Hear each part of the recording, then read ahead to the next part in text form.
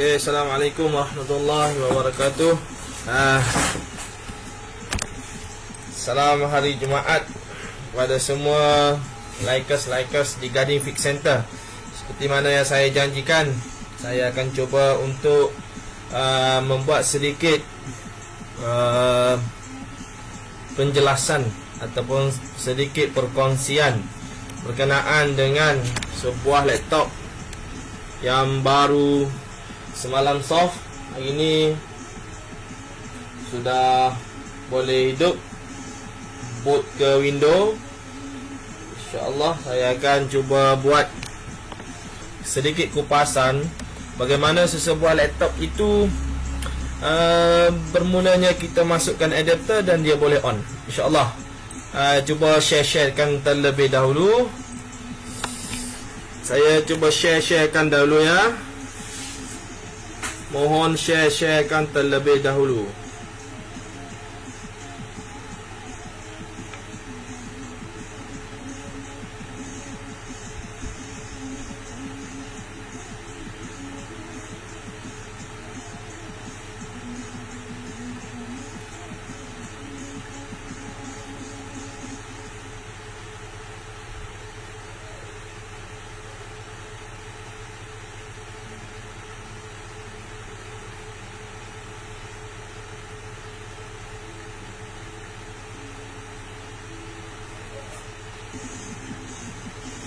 Okay, tanpa membuang masa, nampaknya untuk sharenya agak susah. Nanti kita share kemudian hari.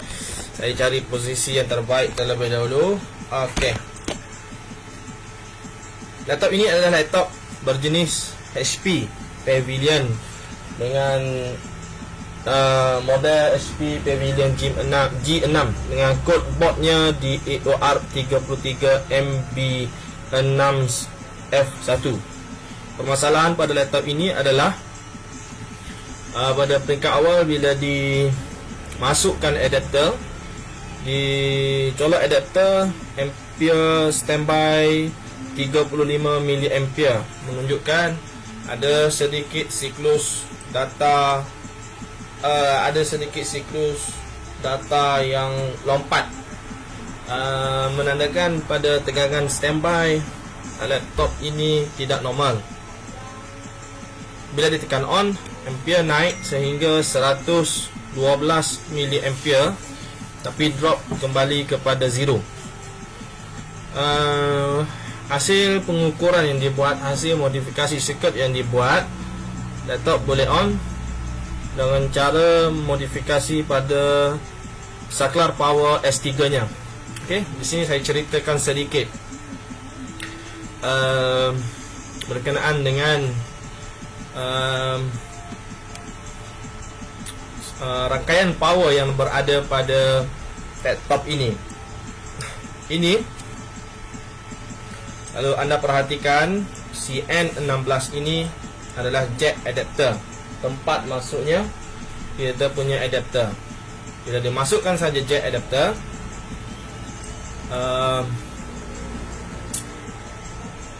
rangkaian powernya bermula pada kaki 1 dan 2, masuk melalui PL19 dan 18, difilter daripada tegangan berinisial plus VAAC berubah menjadi VR plus VR melalui satu FET adapter yang berjenis P channel, iaitu PQ48, diteruskan oleh PQ48 dengan syarat dan ketentuan berlaku pada FET ini, iaitu pada MOSFET ini, dan tegangan berubah menjadi plus VAD masuk pada kaki input N channel FET PQ50 dan berubah menjadi tegangan yang label plus PRW-SRC. Plus PRW-SRC ini ke mana-mana, dan juga dia langsung ke FET-nya bateri, dan juga masuk ke PR122. power resistensi di sini masuk ke PR122 dan berubah nama menjadi plus VIN, iaitu VIN. Wujud tegangan primer di sini, tetapi harus diingat jangan sesekali menghafal nama tegangan primer itu VIN. Ini kebetulan saja ini VIN. Boleh macam-macam dan tidak semestinya VIN itu adalah tegangan primer. Harus diingati. Itu pesan guru saya. Okey, masuk keluarnya VIN di sini. Hidup IC charging. Permasalahan pada laptop ini berlaku berpuncanya daripada bila hidup IC charging, sepatutnya IC charging mengeluarkan tegangan yang berlabel ACIN. Tetapi pada laptop ini permasalahan tegangan asing di sini drop. Nanti saya ceritakan. Okey. Keluar tegangan primer di sini. Tegangan primer di sini digunakan untuk mengaktifkan power regulatornya 3 volt dan 5 volt, iaitu power regulator DC-DC. Masuk tegangan VIN di sini, berlaku syarat dan ketentuan bagi regulator dan PWM IC, maka keluar tegangan 3 VS5 dan 5 VS5. Sekiranya pada DC-DC ini masuk pada jenis DC-DC yang berjenis 2, maka tegangan 3 volt dan 5 voltnya masuk pada kategori VS5. Okey, setelah ditekan power on, apa yang berlaku pada sesebuah laptop adalah jika sekiranya dimasukkan, dicolok adapter, VIN akan keluar. Itu normal. Pada charging IC, charging IC akan mengeluarkan data OK, yang mana data OK-nya adalah inisial bernama ASIN di sini. ASIN ini akan didistribusikan ke controller system, iaitu EC controller KBC. Kita bisa searching di sini ASIN ini ke mana-mana. Yang pasti ASIN ini juga ke halaman 30. Okey. Okey, ASIN masuk lagi ke sini. ASIN masuk keluar di sini. ASIN masuk ke power regulator linear PU13. ASIN masuk ke kakinya EC controller U14 dan memberitahu controller bahawasanya power regulator charging berada dalam keadaan normal. Lalu power regulator charging, hey KBC, hey EC controller, tegangan normal pada peringkat main power. Lalu KBC mengeluarkan beberapa jenis tegangan referensinya, antaranya yang untuk menghidupkan laptop adalah NBSWON. Di sini berlabel NBSWON 1 crash. Kita telusurin kaki NBSWON 1 crash di sini. Ke mana dia pergi? Yang pasti ini maksudnya NBSWON. Yang pasti dia akan pergi ke konektornya switch. Okey, kita terusin. Okey, CN7. Ya, betul, CN7. Apabila tegangan normal pada tegangan utama dan power regulator charging mengeluarkan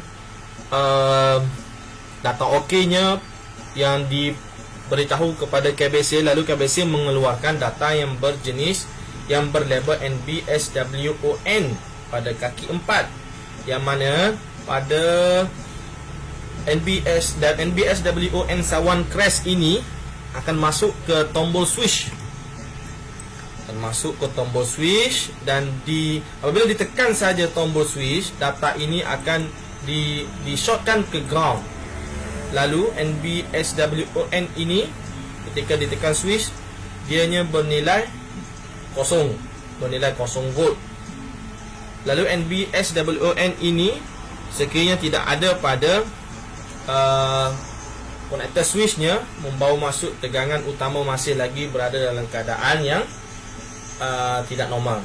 Jadi NBSWON 1 ini adalah tegangan yang wajib ada untuk hidupkan laptop. Di-on-kan saja NBSWON di sini. Lalu pada jenis rangkaian 3 volt dan 5 volt ni akan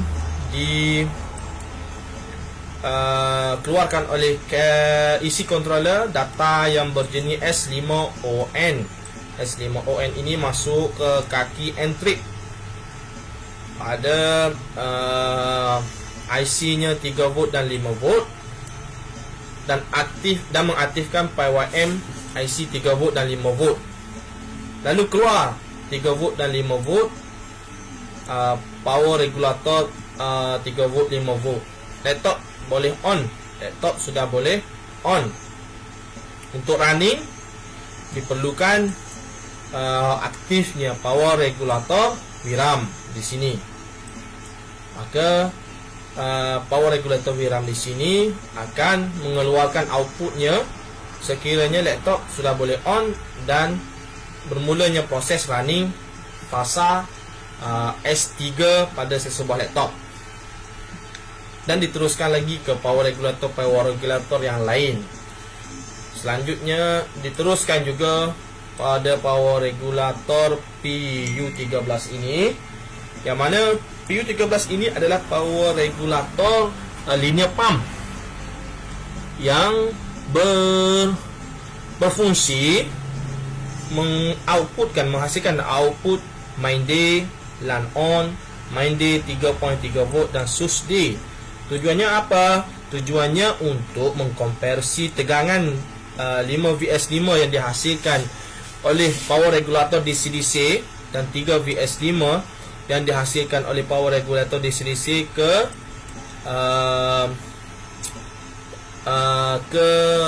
S3.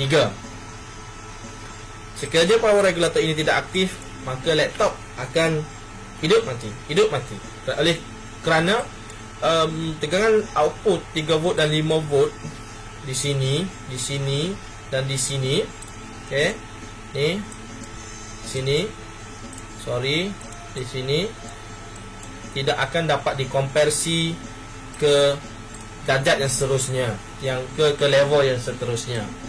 Yang berlaku permasalahan pada laptop ini adalah tegangan asin yang tadi, kalau anda perhatikan pada awal, dikeluarkan oleh power regulator charging, yang mana tegangan asin itu akan diteruskan pada kaki 15 power regulator PU13. Apa PU13 ini buat? Masuk tegangan input kerja, keluar tegangan referensi, dan mendapat tegangan enable daripada asin ini untuk power regulator ini meloloskan tegangan-tegangan enable-nya, iaitu berlabel MainD, LAN on, SUSD dan MainD 3.3 volt. Laptop ini permasalahannya dia berlaku proteksi pada output powernya PU13. Bila saya buat puncanya proteksi itu adalah berpunca daripada protectnya output 5 volt 3 volt LAN VCC 3VS5 yang mana output tersebut juga masuk kembali kepada kaki IC power regulator PU13 ini. Oleh kerana IC ini sudah protect, maka mengganti IC ini agak susah untuk kita cari spare part. Lalu saya angkat IC ini, dan kerana punca protectnya sudah diketahui ya, PC135 ini yang short, lalu IC ini protect, dan mungkin data error yang ada pada IC PU13 ini masih lagi ada pada tubuhnya IC, menyebabkan IC ini protect dan tidak boleh digunakan lagi. Langsung bagaimana untuk kita menangangi kasus seperti ini? Agak sukar sebenarnya, oleh kerana berkat berguru, mereka memodifikasi rangkaian PU13 ini dengan cara mengangkat IC dan membenarkan setiap output pada power regulator PU13 ini, dengan bertujuan supaya semua input 3VS5, 3VS5, 3VS5 dan 5VS5 ini dapat dikonversi ke tingkat dan darjat yang seterusnya. Dan juga jangan lupa pada sini ada satu tegangan pembangkit 12 volt always. Di sini juga saya membuat modifikasi dengan mengadakan 12 volt always di sini, kerana 12 volt always di sini, kalau anda perhatikan, kalau anda searching, dia akan digunakan ke pelbagai penjuru untuk tujuan yang macam-macam. Kalau kita searching, okey, masuk ini plus 12 volt always ini digunakan juga pada saklar power. Di sini saklar powernya 1,5 dan di sini saklar powernya 1,8 dan saklar powernya 3VS5 dikonversi lagi ke plus 3 volt VGA. Ini saklar power yang digunakan untuk